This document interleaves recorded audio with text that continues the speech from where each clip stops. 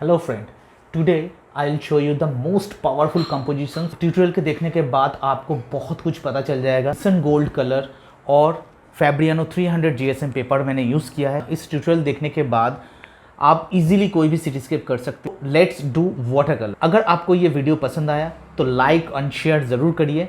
If you any have questions और queries तो please comments me, I will give you the as soon as possible.